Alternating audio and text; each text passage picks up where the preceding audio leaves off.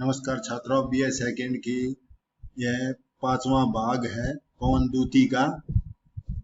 जाते ही छू कमल दल से पाँव को पूत होना, काली काली कलित अलके गंड सो भी हिलाना। प्रस्तुत पंक्तियों में राधिका श्री कृष्ण के रूप सौंदर्य का वर्णन करते हुए पवन को हिदायत देते हुए कहती है कि जाते ही कमल दल माने कमल के पत्तों के समान भगवान श्री कृष्ण के पैरों को छू करके, पूत माने पवित्र होना, भगवान श्री कृष्ण के कमल के समान पैरों को छू करके पवित्र होना। उसके बाद काली काली कलित अलके, अलके माने लटे, जो बालों की, जो काली काली बालों की लटे हैं। गंड सो भी हिलाना, जो गालों पर, गंड शोभी का अर्थ है गालों और कनपट्टी को सुशोभित करने वाली जो काली काली लटे हैं भगवान कृष्ण की, उनको कलित करना माने हिलाना। क्रीड़ाएं भी ललित करना ले दुकुलादिकों को, दुकुलादिका माने दुपट्टा, दुपट्टा जो श्री कृष्ण के गले में दुपट्टा है। क्रीड़ाएं माने खेलना। हवा को कह रही है कि श्री कृष्ण के गले में जो पीला दुपट्टा है बहुत ही सुंदर है, उसको हिलाना। धीरे धीरे परस तन को प्यार की बेली बोना, बेली माने बेल, प्रेम की बेल को भगवान श्री कृष्ण के परस माने स्पर्श करके उसके शरीर में बेल की प्रेम की बेल को बोना। तेरे में है न यह गुण जो तुम व्यथाएं सुनाए, व्यापारों को परखरमती और युक्तियों से चलाना। यहाँ पर राधिका पवन को हिदायत देते हुए कहती है कि हे पवन, हे बहन, तेरे अंदर यह गुण नहीं है जो तुम मेरी व्यथाएं माने दुख की, पीड़ा की, विरह प्रेम की कथाओं को तू सुना सके। तेरे अंदर यह गुण नहीं है। व्यापारों माने व्यवहार की को परखर माने तेज, मति माने बुद्धि, और युक्तियों माने तरीकों। तेरे अंदर यह तीव्र बुद्धि जो भगवान कृष्ण को मेरी व्याख्याएं बताने का है, उसको तीव्र बुद्धि और युक्तियों से कार्य व्यवहार को चलाना। बैठे जो हो निज सदन में मेघ सी कांति वाले। राधिका कह रही है कि हे पवन, भगवान श्री कृष्ण अपने निज सदन माने अपने भवन में मेघ, बादल के रंग जैसी कांति माने चमक वाले बैठे हुए हो, तो चित्रों को इस भवन में ध्यान से देख जाना। जो भवन के अंदर चित्र है उसको ध्यान से देख लेना।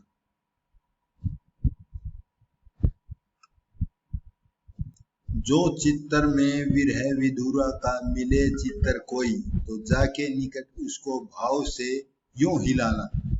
राधिका पवन को हिदायत देते हुए कहती है कि जो भवन में चित्तर है उसमें कोई विरह, विधुरा माने विरह से व्याकुल का कोई चित्तर मिले तो उसको निकट जा करके उसको इस भाव से हिलाना, उस चित्र को इस भाव से हिलाना, तो प्यारे होके चकित जिससे चित्तर की ओर देखें। प्यारे, प्यारे माने भगवान श्री कृष्ण प्यारे, चकित होकर, चकित माने आश्चर्य, हैरान होकर उस चित्तर की ओर देखें। आशा है यो सुरती, सुरती माने याद, स्मरण, उनको होश के हमारी। राधिका कह रही है मुझे आशा है कि उनको हमारी, राधिका और गोपियों की याद आ जाए, स्मरण हो जाए, उसको हमारी याद, उस चित्र को देखकर हमारी याद आ जाए। जो कोई भी इस सदन माने भवन में चित्तर, उद्यान माने बाग बगीचा का हो, और प्राणियों को विपुल उसमें घूमते बावले से, विपुल माने असंख्या में, बावले माने पगले की भांति। अब कह रही है राधिका पवन को हिदायत देते हुए कहती है कि इस भवन में कोई चित्तर किसी उद्यान का, बाग बगीचे का हो, और इसमें प्राणी असंख्या, बहुत ही संख्या में बावले की भांति इधर उधर घूमते हुए हो, तो तुम जाके निकट उसके ओ हिला के उसे भी कंसारी माने श्री कृष्ण, या कंस नहीं है इसका मतलब, कंसारी का मतलब है श्री कृष्ण। सुरती माने याद, ब्रज माने ब्रज के लोगों की, व्याकुलों, व्याकुल माने बेचैन की कराना। तो तू श्री कृष्ण को उस चित्र को हिला के जाके निकट उसको इस चित्र को इस प्रकार हिलाना कि श्री कृष्ण को ब्रज के व्याकुल लोगों की याद आ जाए, उसको याद आ जाए कि ब्रज के लोग उसके विरह में व्याकुल घूम रहे हैं, श्री कृष्ण के बिना व्याकुल इधर उधर घूम रहे हैं, उसको हमारी याद आ जाए।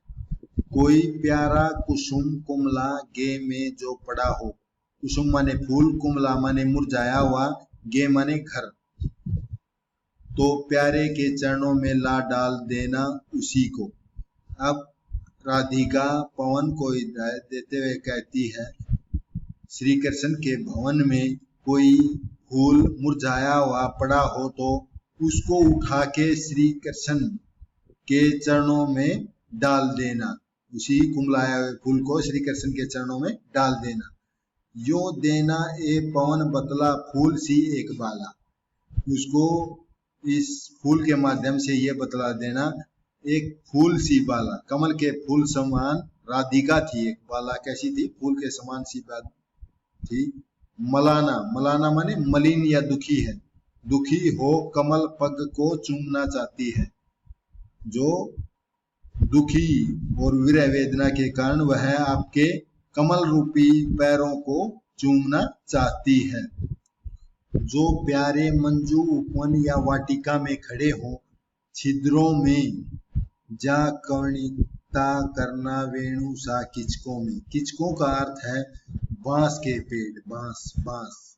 वेणु माने बांसुरी, कवणिता माने गुंजन करना, मंजू माने सुंदर, उपवन माने बाग, वाटिका ने पार्क या बगीचा, बगीचा।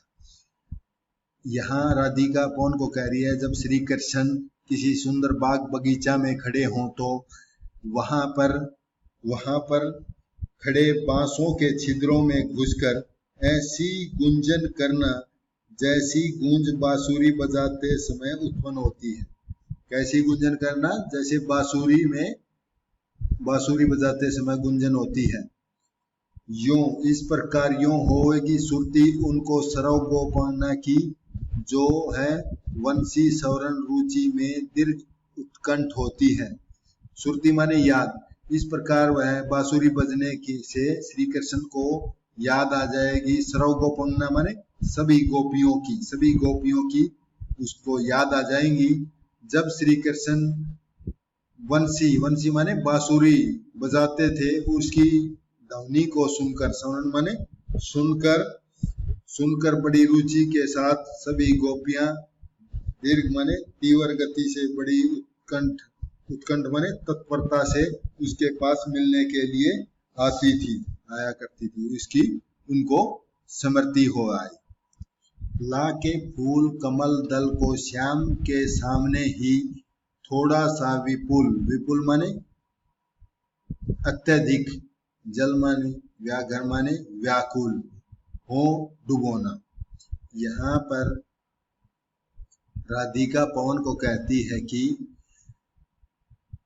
जो कमल का फूल होता है, दल माने उसकी पत्ता, उसका पत्ता को श्याम के सामने लाकर थोड़ा हा, विपुल माने अत्यधिक पानी में व्याकुलता की तरह उसको डुबो देना। विपुल पानी में, विपुल माने अत्यधिक पानी में डुबोना। यो देना उसे, भंगिनी माने बहन, जलता ए अभोज नेत्रा, अभोज नेत्रा माने कमल से नेत्रों वाली, श्री कृष्ण को यो बता देना कि कमल से नेत्रों वाली राधिका की आंखों में विरह रूपी वेदना, आंखों में विरह रूपी वेदना वारी में बोरती है, डुबोती है। वारी माने पानी, बोरती माने डुबोती है।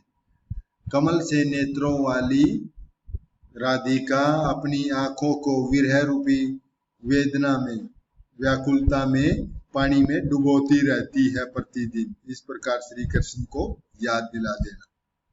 धीरे लाना वहन करके नीप का पुष्प कोई और प्यारे के कमल दृग के सामने डाल देना।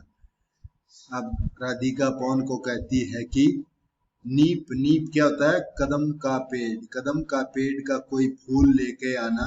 वहन माने उसका भार उठा के लाना। यहाँ राधिका पवन को कह रही है वहन माने भार। कदम के पेड़ का फूल को उठा करके श्री कृष्ण के कमल दृग के सामने डाल देना। कमल दृग माने कमल के समान आंखों वाले श्री कृष्ण के सामने डाल देना।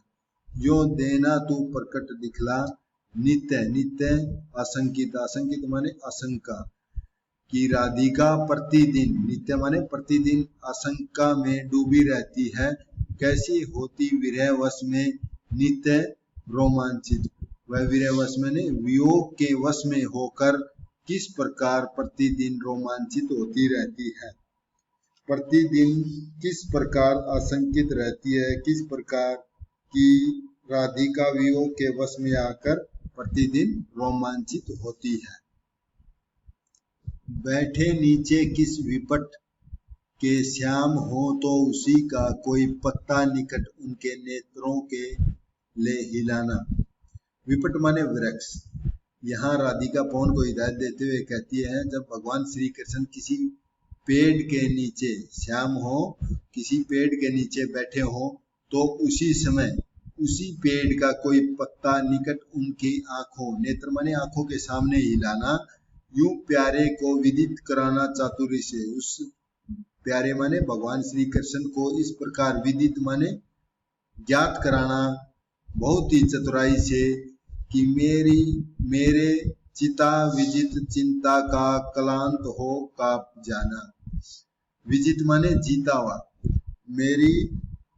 मैं विरह की चिंता में पड़कर, विरह की चिंता में पड़कर चिता द्वारा जीत ली गई चिता, जो विरह की चिंता करते करते क्या हो गई है? चिता के समान हो गई है। और फिर तुम उसके सामने थक कर एकदम से काप जाना। कलांत माने थका हुआ, वो पत्ता एकदम से थका हुआ होकर काप जाना। जिस प्रकार वृक्ष से टूटकर कोई पत्ता मुरझा जाता है उसी प्रकार कृष्ण से बिछुड़कर राधा भी मुरझा गई है, मरी हुई हो गई है।